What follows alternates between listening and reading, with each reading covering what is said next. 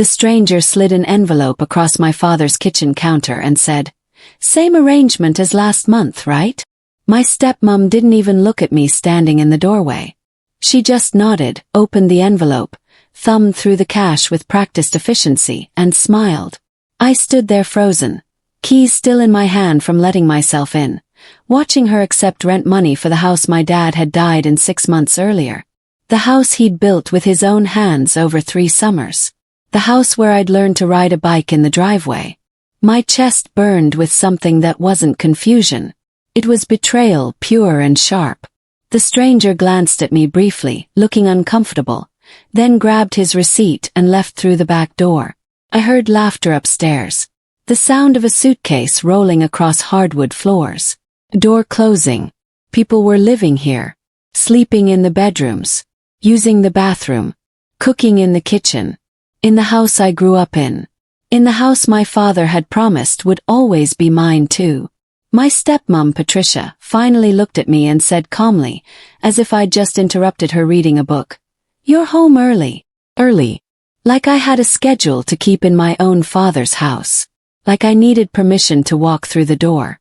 It sounded insane, like something from a news article about fraud. But I was watching it happen in real time. She tucked the cash into her designer purse. New, I noticed, probably bought with last month's rent, like this was completely routine. Like she did this every week. Which I realized with growing horror she probably did. My name is Vanessa Cole, and I was 23 years old when I discovered my stepmom was stealing my inheritance right in front of my face. That house didn't belong to her alone, no matter how confidently she acted like it did. My father's will had been clear. I'd seen it myself after the funeral. The property was to be split equally between Patricia and me. Equal shares. Equal rights. Equal ownership. But standing in that kitchen, watching her count someone else's rent money, I understood that she'd never intended to honor that arrangement.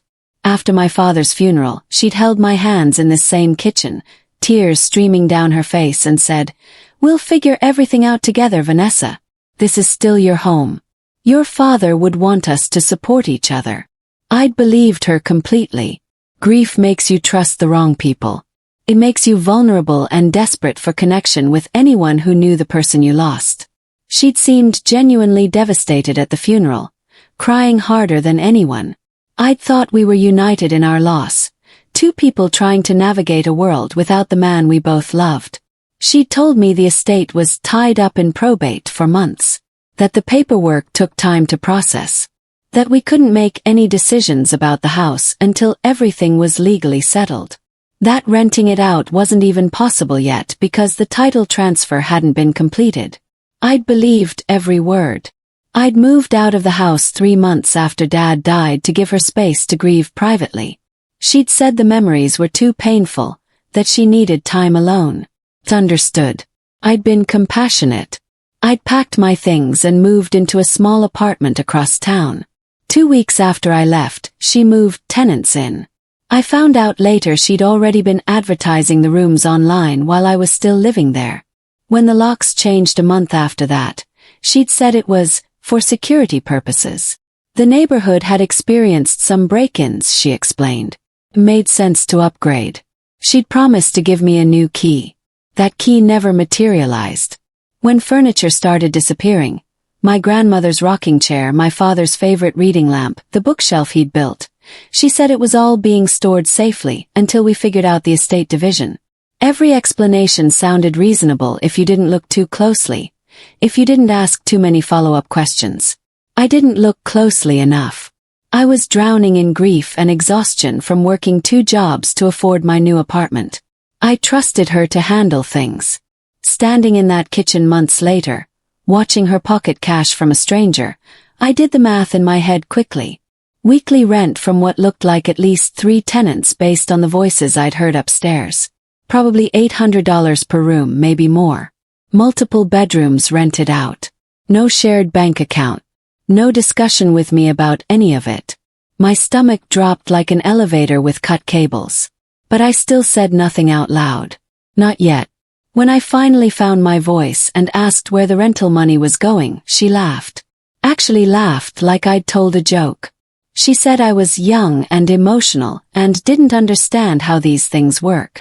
Then she reminded me, her voice taking on an edge, that she was my father's wife, his legal widow, not just his daughter who'd shown up on weekends. The implication was clear. She had more right to this house than I did. That I should be grateful she was even including me in the will at all.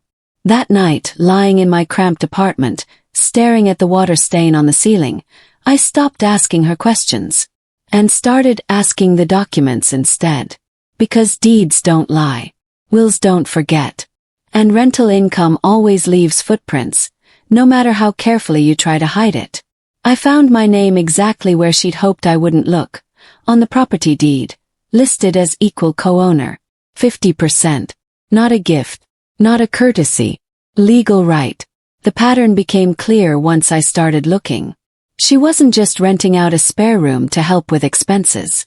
She was operating the house as a full-scale rental business, advertising it on multiple websites, managing bookings, collecting deposits, providing furnished rooms to students and young professionals, and apparently never declaring any of it to the tax authorities. I found her advertisements online easily. Comfortable rooms in quiet neighborhood. All utilities included. Weekly or monthly rates available. The photos showed my father's house, my childhood home, marketed like a hotel. The reviews from previous tenants praised Patricia's hospitality and the convenient location. She'd been doing this for months, maybe since the week I moved out. I didn't confront her immediately. I didn't send angry texts or show up demanding explanations. I let her grow comfortable in her deception. Greedy people always do. They start to believe their own lies, start to think they're untouchable. Instead, I scheduled an appointment with an estate accountant, someone who specialized in probate cases. I brought every document I could find. My father's will, the property deed, bank statements, photos of the rental advertisements. The accountant, a sharp-eyed woman named Helen, asked one carefully neutral question during our meeting. Has the estate declared any rental income for tax purposes? Patricia would have hesitated at that question if she'd been there, scrambled to come up with an excuse. I didn't hesitate at all. No, I said clearly. And I don't believe my stepmom has declared it on her personal taxes either. Helen made a note, her expression professionally blank. That's potentially a serious issue. The tax office takes undeclared rental income very seriously, especially when it involves estate property. Something shifted in me during that conversation. Tenants started calling me after I quietly let it slip to one of them that I was the co-owner. They had questions about lease agreements, about deposit returns, about whether their rent was legal. Bank accounts that Patricia controlled stopped moving money the way they had been. Someone somewhere was paying attention now. She started watching me differently when I came by the house. Like I'd changed somehow, like I wasn't the grieving daughter she could manipulate anymore. Like I'd become something more dangerous. The government envelope arrived on a Tuesday, addressed to both Patricia Cole and Vanessa Cole regarding the property on Maple Street. She left it unopened on the kitchen counter all day, just staring at it like it might explode. I saw it when I stopped by that evening. She was sitting at the table, the envelope in front of her, her face pale. I slept better that night than I had in months. Finally, she asked the question she'd been avoiding. Did you tell anyone anything about the rental arrangement? Her voice was tight, controlled, but I could hear the panic underneath. I answered honestly, meeting her eyes without flinching. I told the truth. That's all. She snapped then, her careful composure cracking like broken glass. Accused me of betrayal, of trying to ruin the family, of being ungrateful for everything she'd done for me after my father died. I raised you, she shouted, her face flushed red. I was there when your mother left. I took care of you when you were 13 and angry at the world. And this is how you repay me. I let her talk, let her vent all her accusations and justifications. I didn't interrupt. I didn't defend myself. I just listened, noting how none of her arguments actually addressed the central issue, that she'd been stealing from me for months. When she finally ran out of steam, breathing hard, I said quietly, "You stole my inheritance. Nothing you say changes that." The investigation moved quickly once it started. Records were requested from banks, from rental websites, from tenants. Income was traced through deposits and cash transactions. Years of careful deception unraveled in a matter of weeks. Patricia stopped sleeping, I could tell. The dark circles under her eyes deepened. She lost weight. She started making mistakes, forgetting appointments, snapping at people. The pressure was eating her alive. She asked me to help her explain the situation to the tax investigators. To soften the details, to make it sound less intentional. To tell them she was just a grieving widow who'd made some mistakes with paperwork. Nothing criminal.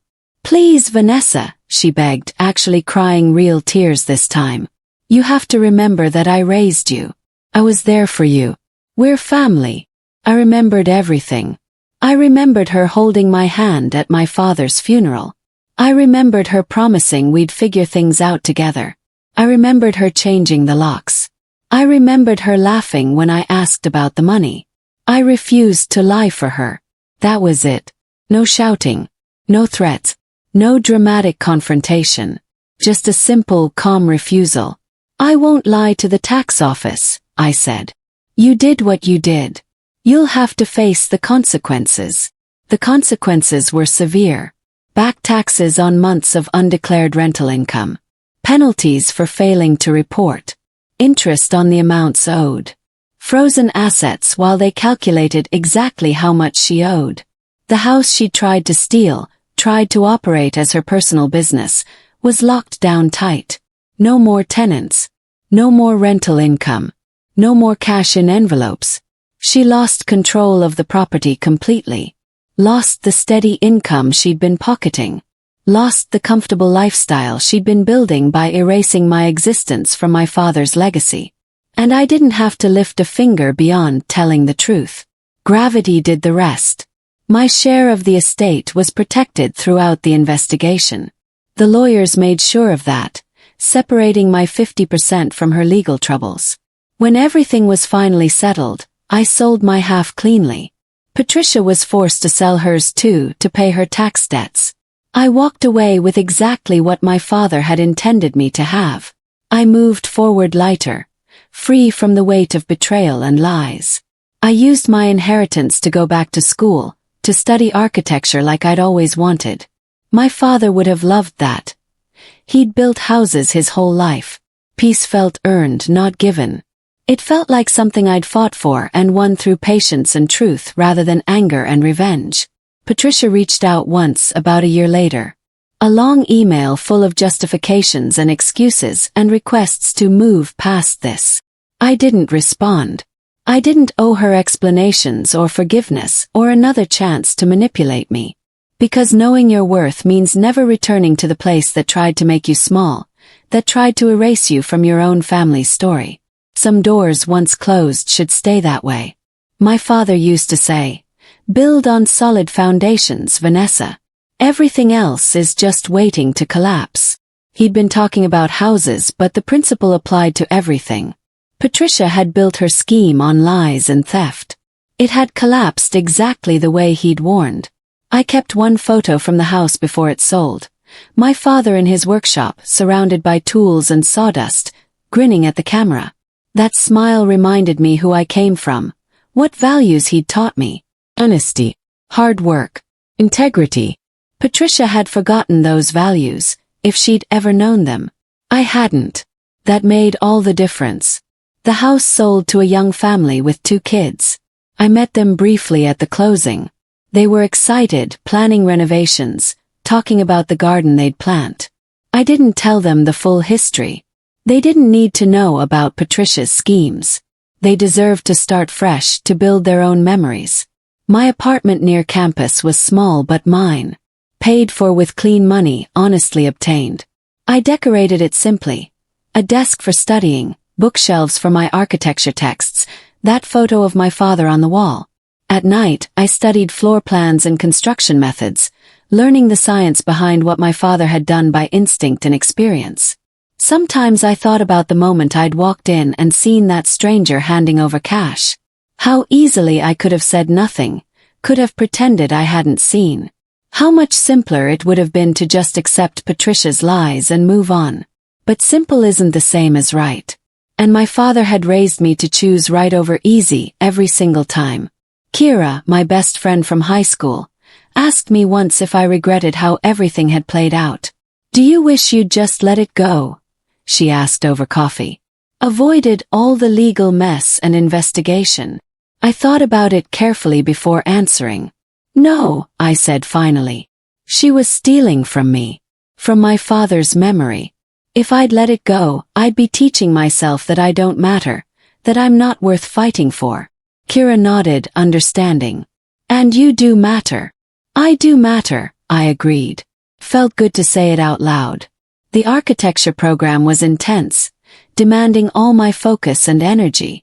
I threw myself into it gratefully, channeling the anger and hurt from Patricia's betrayal into something productive. My designs were good. Professor said I had an intuitive understanding of space and structure. I knew where that came from. All those weekends helping my father measure and cut and build. All those conversations about why houses stood strong or fell apart. He'd been teaching me even when I didn't realize I was learning. In my second year, I won a scholarship for a design competition. The prize included a summer internship with a prestigious firm downtown. I wished desperately that I could tell my father, see his proud smile. Patricia sent a brief congratulations text when she somehow heard about it. I deleted it without responding. She didn't get to celebrate my successes after trying to steal my future. Some bridges once burned can't be rebuilt. Not because of inability but because of choice. I chose to leave that bridge as ashes. My internship turned into a job offer after graduation. The firm specialized in residential design, exactly what I wanted. I worked on houses for families, helped them create spaces that would hold their memories and their futures. Every project felt like honoring my father's legacy the right way. One afternoon, my supervisor asked me to take the lead on a renovation project. "The client specifically requested you," he said. "Said they were impressed with your portfolio. The address was familiar. Too familiar. It was the house, my father's house, now owned by that young family I'd met briefly at closing. They'd run into structural issues during their renovations. Something about the foundation that needed expert assessment. I almost said no, almost passed the project to someone else. But something made me accept. Maybe I needed to see it one more time, needed closure. The house looked different when I pulled up.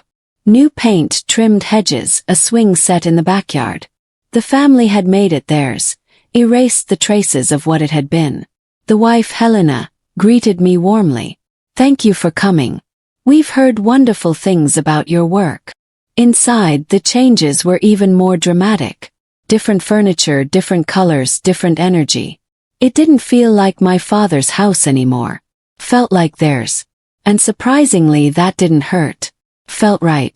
The foundation issue was minor, easily fixed. As I worked through the assessment, Helena brought me tea and we chatted. She mentioned they'd had some trouble with the previous owner. Something about unpaid taxes. The whole process was complicated. We almost walked away. I knew exactly what she meant but didn't elaborate. "The important thing is you got the house," I said. "You're taking good care of it." She smiled. "We love it here. Has good bones, you know. Like someone built it with real care." "Someone did," I replied quietly. Before I left, I walked through one more time saying a silent goodbye. Not to the building that belonged to someone else now. But to the memories, to my father, to the version of myself who'd lived here. That Vanessa was gone. I was someone different now, stronger and wiser. The foundation repairs took 2 weeks. I supervised them personally, making sure everything was done right. When I handed Helena the final report, she insisted on paying extra. "You went above and beyond," she said. "We really appreciate it." I donated the extra payment to a scholarship fund for students studying architecture. Felt like completing a circle. Years passed. I built a successful career, designed dozens of homes, mentored younger architects. I dated occasionally, had good friends, traveled when I could. My life was full and meaningful, built on my own terms. I never heard from Patricia again after that single ignored text. I didn't know where she lived or what she was doing. I didn't want to know. She'd made her choices and faced her consequences. I'd made mine and built something good from the wreckage. That was enough. On what would have been my father's 65th birthday, I visited his grave for the first time in years. I'd avoided it, too angry at how Patricia had treated his memory.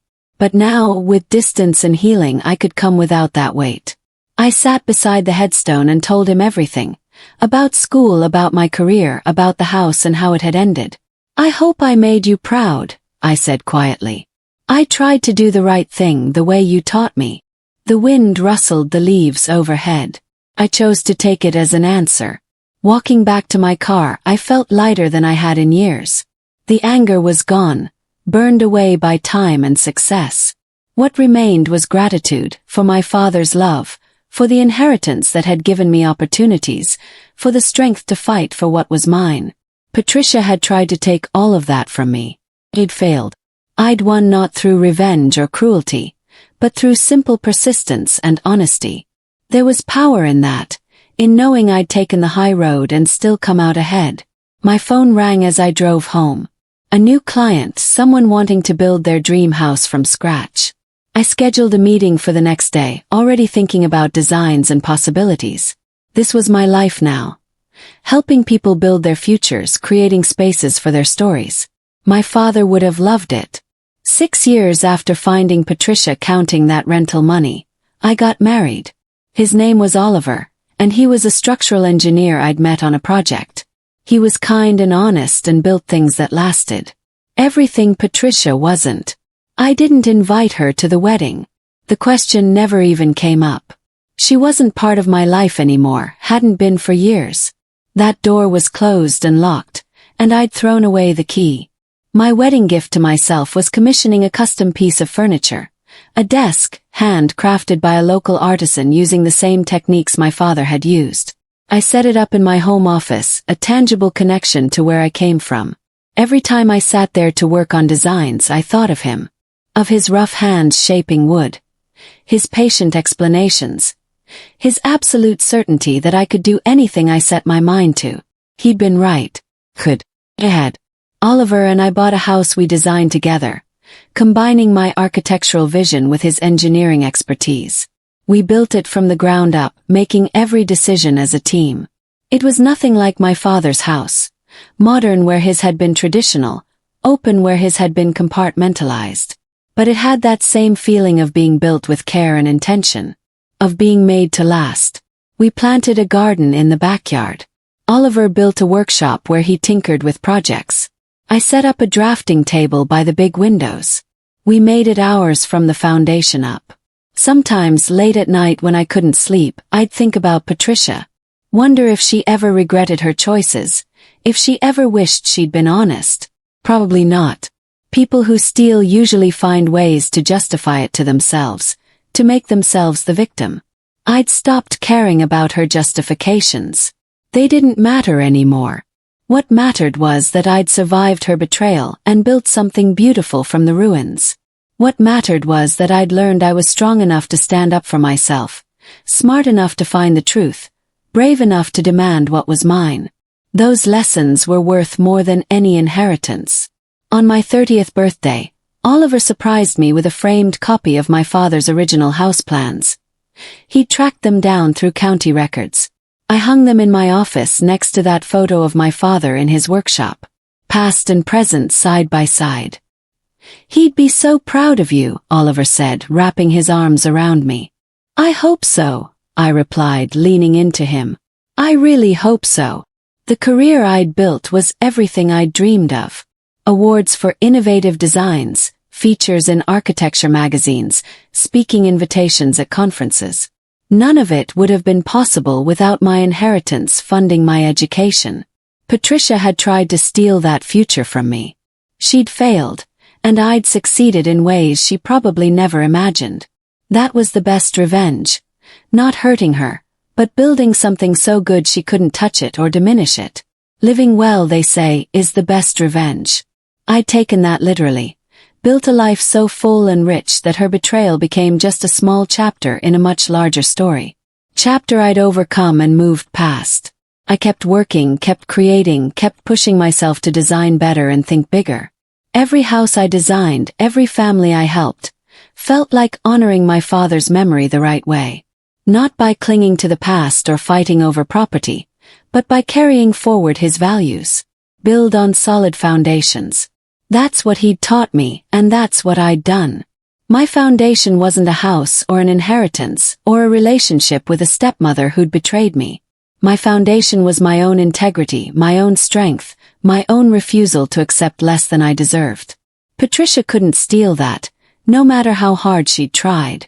Years from now, when I'm old and looking back at my life, I won't remember the pain of her betrayal as much as I'll remember the strength I found in fighting back. The courage it took to tell the truth when lying would have been easier. The faith I had in myself when no one else seemed to believe me. Those are the memories I'll keep. The rest, the anger, the hurt, the sense of betrayal, I've already let go. Not because Patricia deserved forgiveness, but because I deserved peace. And peace, I learned, isn't something someone gives you. It's something you build yourself, brick by brick, choice by choice, day by day. Just like a house. Just like my father taught me.